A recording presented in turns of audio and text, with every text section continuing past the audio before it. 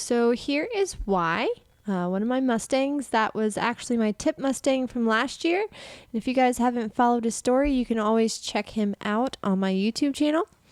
He ended up having to have tooth surgery, and that set us behind quite a bit. And so this is actually his first time in a English saddle. So I'd started him off in the Western saddle, and now we have progressed into my jump saddle. And you see I'm working on getting on him for the first time after I've already done my groundwork, just a little bit of lunge both ways. Give him a little bit of prep, and then I'm on. Make sure we keep everything nice and slow. I like that he's offering to stand. I'm going to get off and just adjust my stirrups a little bit. I actually lengthened them. And that sound kind of spooked him here. Now, when I moved, I shouldn't have left my rein that long, because if something happened, he could have possibly got my rein in his leg. So FYI, don't do that. Make sure the reins are up. So here I just give him a little bit of a positive reward for that sound. And I did this a couple of times just to get him kind of used to that. And then I would give the cookie, which kind of his favorites are the apple flavored Buckeye treats. So they work really well because they're pretty thin. So it's easy to have in my pocket. Now hop back on. It's kind of good to get off and on them a couple of times, especially in the beginning, really building that foundation and trying to keep a nice loose contact. And this is a little different from him because he's a little used to the Western saddle. So you see I was like wiggling around. I want to make sure that I don't get nervous myself. So keeping moving a little bit helps stay relaxed. And now we're going to work at the walk for a little bit. And you'll see, kind of jump up and down in my stirrup, kind of wiggle, move around a little bit, all while having pretty light contact. And right there, I was working a little bit with the zipper that was on my shirt. Working on the stop, so I give him a reward. And he's feeling pretty comfortable. Sometimes in the beginning when you switch saddles, and some horses can get pretty particular in that they feel a little different, and that can cause them to get insecure. So there you saw me posting up and down a little bit. I gave him a cookie for stopping. I like the fact that he is willing to stop when he gets a little uncomfortable versus the opposite, which is running away. So I'm going to reward that behavior that he's giving me. Here he just got a little stuck, so I'm going to tell him with my leg in my hand a little bit.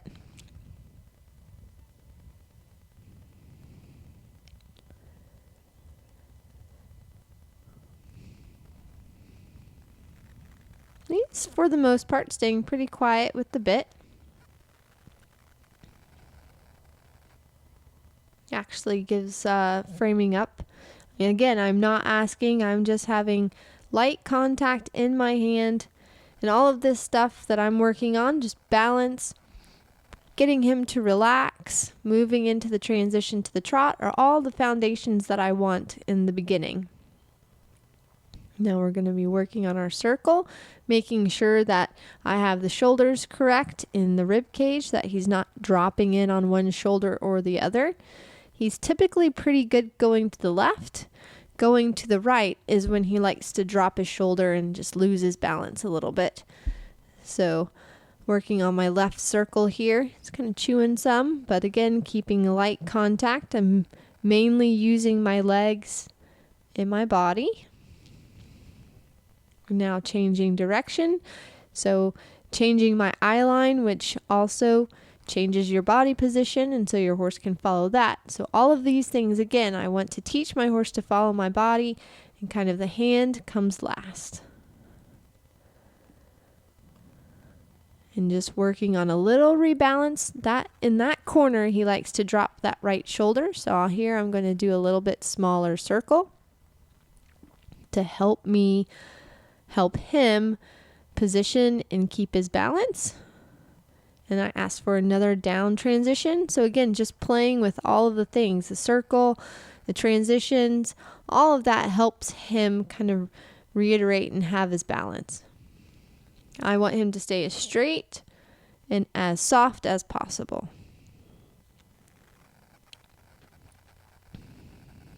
And again, just working on that right shoulder a little bit.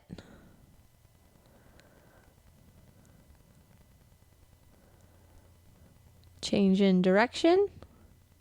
He does that pretty well.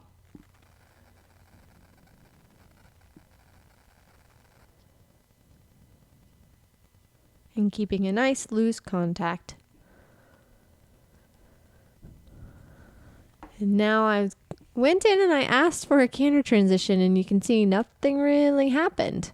But that's okay. I'm just going to go back to the same spot that I asked again. And there I was able to get a canter, and then I asked again. And then he picked it up.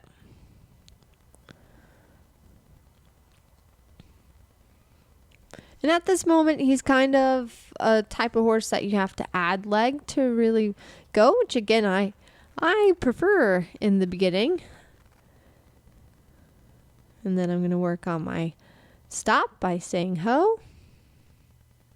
So again, I'm going to be working on kind of increasing the energy and then bringing the energy back down again. So now I'm back to walking again.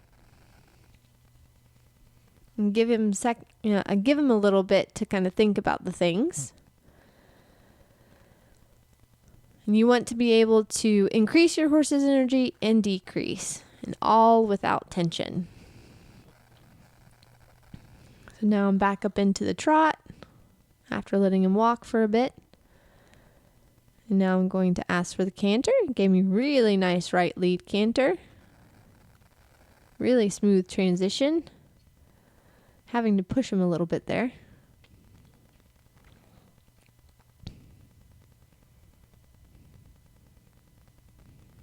And he was pretty good with that right shoulder. Again, asking him to continue on. Then I asked for just a trot transition by saying trot and squeezing through my knee. So it's a little bit different cue than the stop, which sometimes all they will want to do is stop, and you really have to teach them the different transitions. So there I asked for the stop. And I thought that was a really good session. He gave me some really good things. So let him sit here for just a second. Here I was just rubbing my shirt, which you can see he gets a little not sure about. So just making some sounds. And then I gave him a cookie, just to reinforce that it's positive. And then making the sound again. Sometimes just I felt him tense up if I made a sound, so I'm going to kind of work on that a little bit.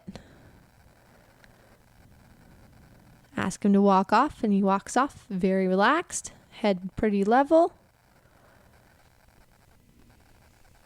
And I was really pleased, especially with the tack change.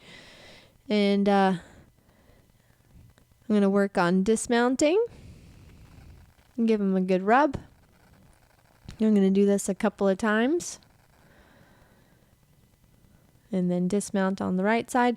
The first couple of times that I did this, he got pretty worried about me dismounting on the right side.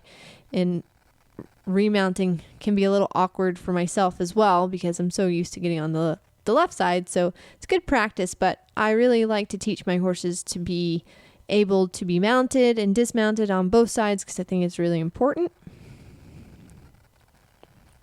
And again, super pleased with the outcome of today. I kept this session pretty nice and short because he did all the things. So really pleased. It was a good day.